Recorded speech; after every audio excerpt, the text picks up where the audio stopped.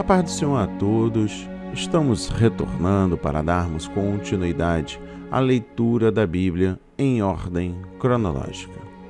E hoje, no 189º dia, lendo esta linda história que Deus escreveu para nós, estamos iniciando a leitura no livro do profeta Isaías.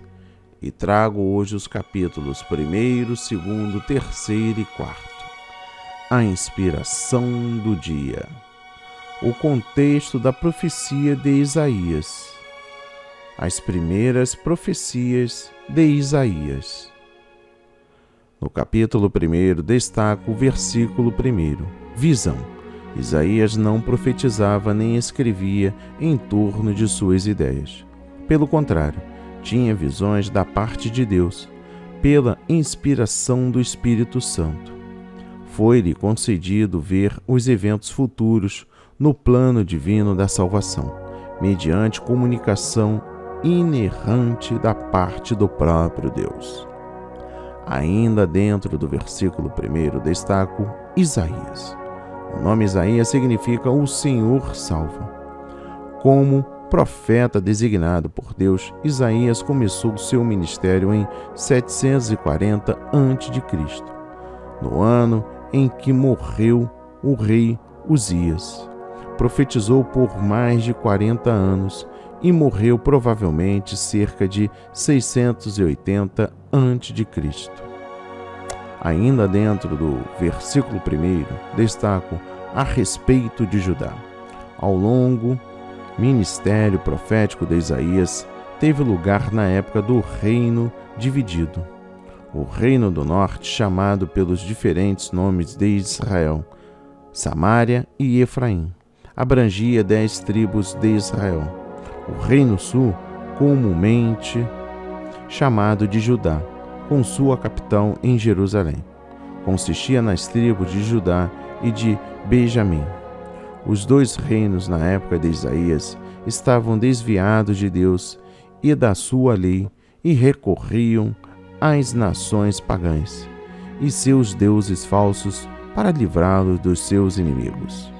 O reino do norte foi subjugado e destruído pela Síria em 722 a.C. Isaías advertiu Judá de que esse reino também seria destruído por causa do seu pecado e apostasia.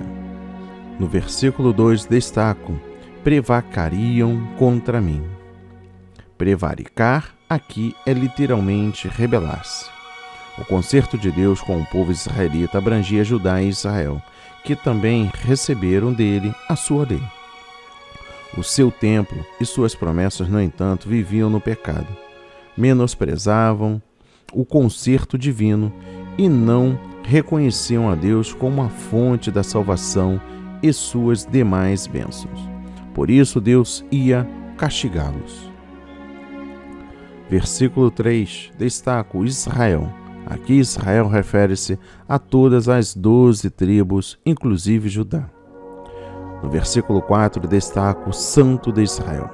Esta expressão, como um título de Deus, ocorre 26 vezes em Isaías, além de mais 5 vezes em que ele é chamado apenas o Santo.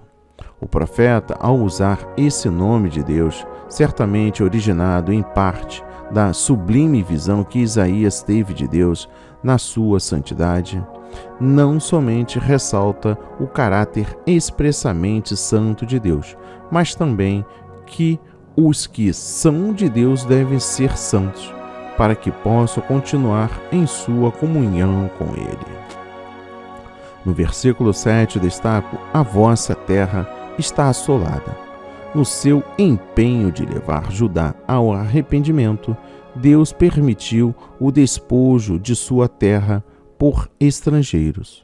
O pecado dos israelitas privou-os da bênção e proteção de Deus, e o castigo veio sobre eles. A terra e seu povo seriam finalmente subjugados por Nabucodonosor e seu exército babilônico. Um povo que continuou obstinado e indiferente na senda do pecado, atrairá o juízo divino e, por fim, a destruição. dos versículos 9 a 10. Sodoma e Gomorra.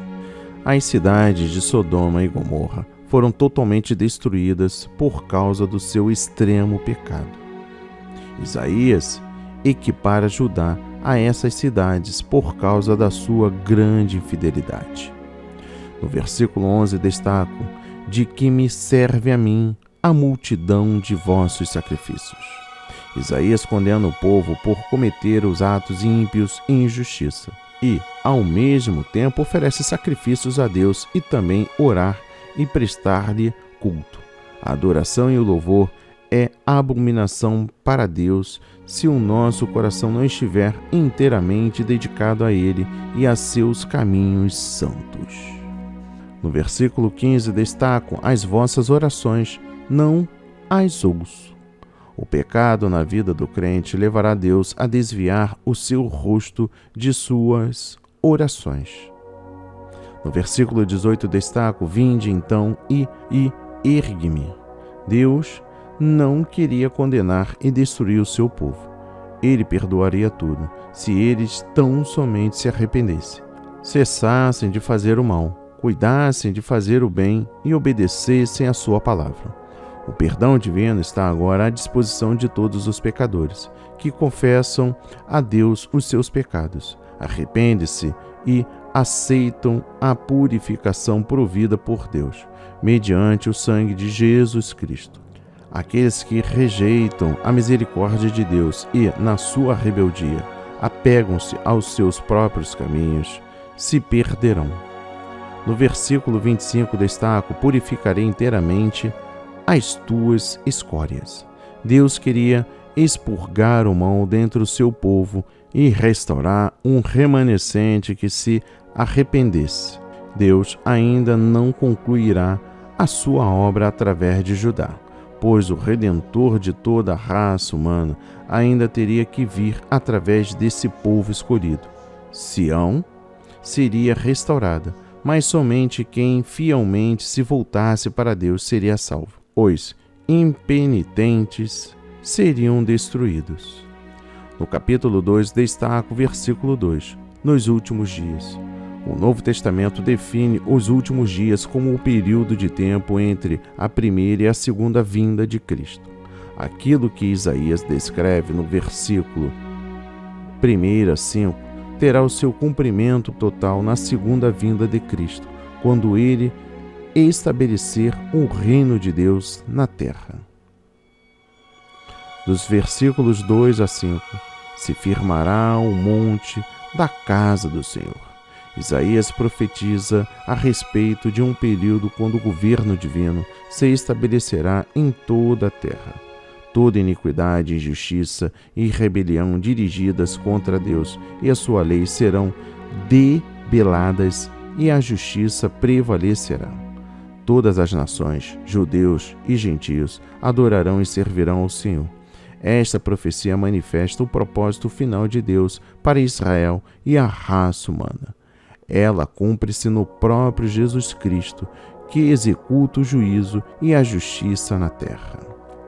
Dos versículos 3 destaco: nos ensine seus caminhos, suas veredas.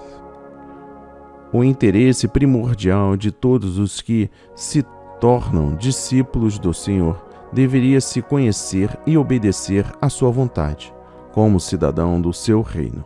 É importante que quem proclama a mensagem de Deus tome o máximo cuidado com o que prega e ensina, para que isso seja a mensagem de Deus, proveniente das Escrituras inspiradas, isto é, a revelação de Cristo, dos profetas do Antigo Testamento e dos apóstolos do Novo Testamento.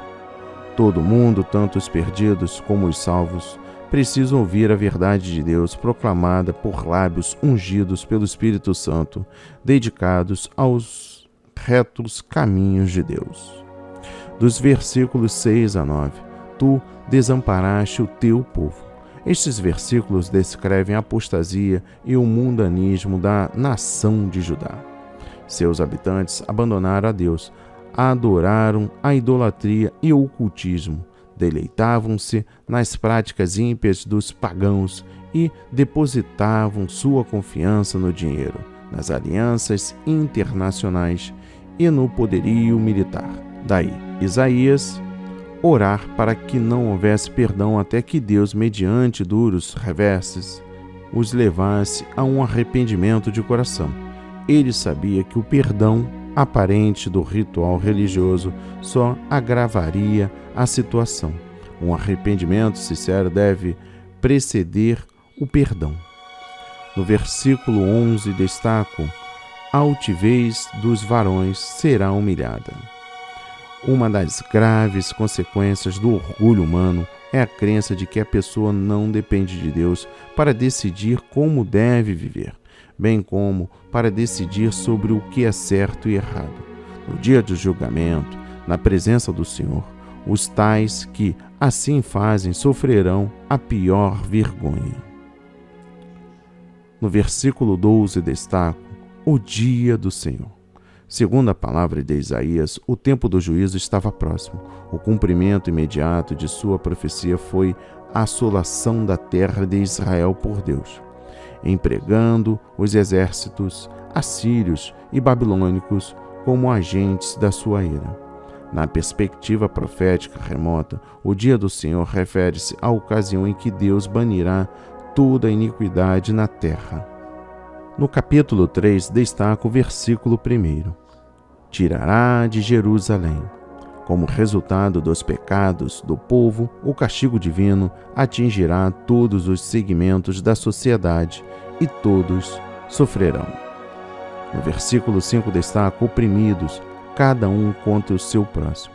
A rejeição dos caminhos de Deus numa sociedade abre caminho para a injustiça, a opressão cruel, a violência, o desrespeito aos pais pela juventude rebelde e o repúdio a todas as restrições morais. Todas as pessoas sofrem quando a sociedade se desintegra moralmente. No versículo 10 destaco: dizei aos justos. Isaías foi ordenado a encorajar os que permanecessem fiéis a Deus no meio de um povo ímpio. Os justos sofriam agora por amor à justiça, mas posteriormente teriam vitória e Deus os recompensaria ricamente. Os ímpios, porém, Deus reserva o castigo. No versículo 14 destaco: espólio do pobre. Espólio aqui é literalmente bens tomado do próximo. Deus abomina maltratos aos menos afortunados da sociedade. Na igreja também. Ele observa e leva em conta o modo de seus membros tratarem uns aos outros. Deus requer que o crente demonstre amor, justiça e compaixão no seu relacionamento com o próximo. Dos versículos 16 a 26, as filhas de Sião. As mulheres do reino de Judá, em meio ao declínio espiritual, moral e político da nação, eram conhecidas por seu apego desvirado por tudo o que a moda oferecia e pela beleza externa, ao invés de privarem pela santidade interior e pelo amor a Deus. Eram mulheres egocêntricas que procuravam ser belas para despertar atração sexual e que cuidavam somente do que lhes interessava, sem demonstrarem qualquer preocupação com os oprimidos, os pobres e com a crítica condição espiritual de suas famílias e compatriotas. Deus a advertiu que iam sofrer vergonha e humilhação quando estivessem como escravas infelizes dos senhores do seu povo. Deus ainda requer humildade, modéstia e santidade da parte da mulher crente. E por fim, o capítulo 4. Destaca o versículo 2, o renovo do Senhor. Este é um título do Messias, isto é, o Cristo. Ele brotará como um rebento da raiz de Davi.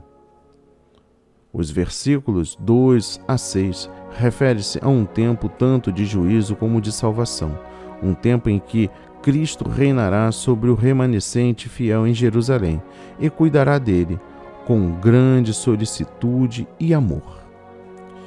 E encerramos no versículo 3 com destaque: serão chamados santos. Aqueles que sobreviverem ao juízo vindouro serão chamados de santo, isto é, terão o caráter de Deus, que é santo de Israel. Noutras palavras, serão separados do mundo pecaminoso, purificados de toda mácula pelo sangue de Cristo e regenerados pelo Espírito Santo. Sobre eles pairará a glória de Deus como uma nuvem. Que a palavra de hoje toque o seu coração, transforme a sua vida para a honra e a glória do Senhor. Leia a Bíblia diariamente, pois este é o verdadeiro canal em que você aprende, conhece a verdade e ouve a voz de Deus. Amém e graças a Deus.